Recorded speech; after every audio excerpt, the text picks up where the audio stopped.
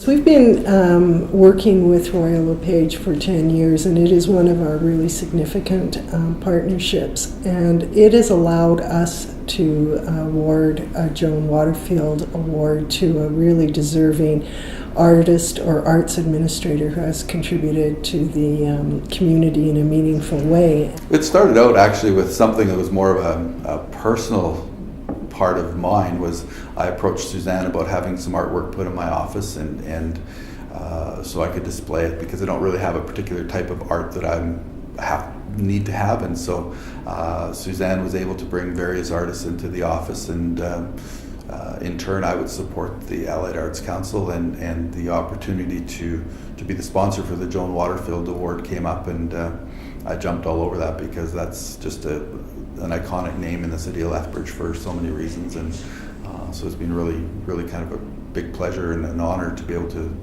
be part of that. It's a very interesting award because it's recognized by peers, which is very exciting. So it's a very highly valued award for artists who do receive it, because it's that much appreciation going into the award from the others in the community, and it really shows that important link between businesses and the community.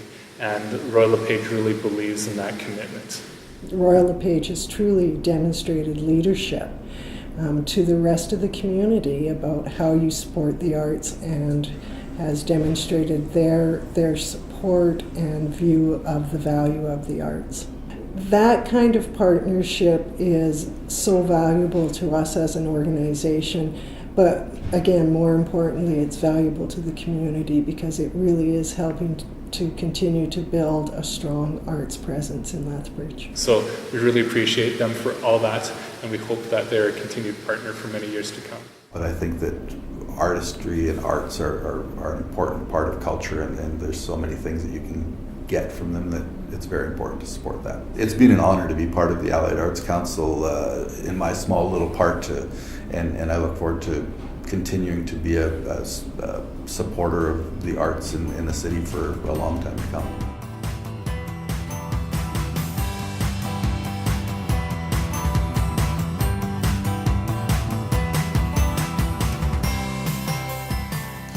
I think having a space like the Trianon is just another possibility for our community.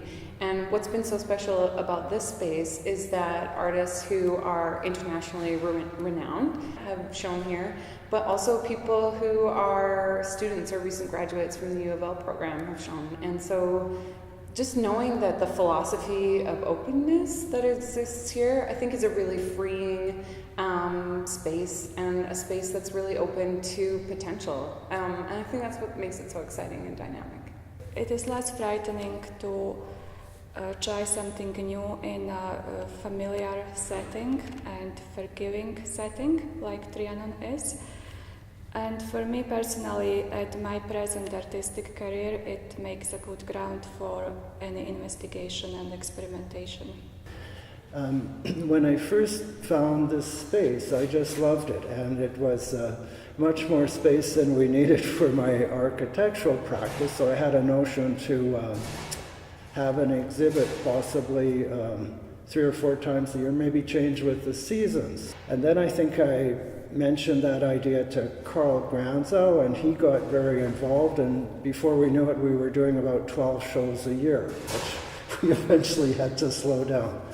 Aside from being an architecture firm and a gallery, it's also got a unique history that goes back, 70 or more years, and that history is connected to the city. And so John is, in a sense, also preserving the heritage of this city by maintaining this space. I mean, the contributions of John are so remarkable. To just think of putting really a lifetime of energy and effort into creating something that is for your peers, your community, making your space better, making your community better. It's hard to imagine. It's amazing.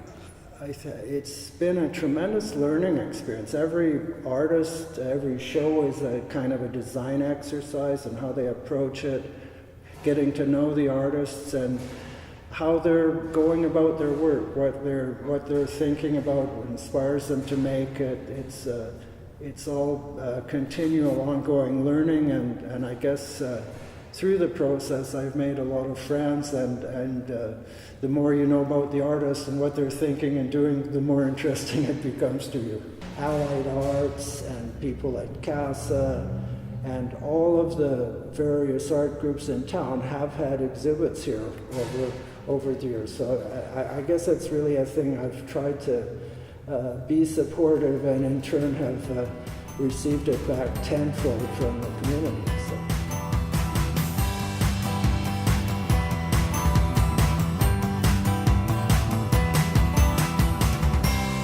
Ed, to sum up in just a couple of minutes, is impossible to do. He's a motivator.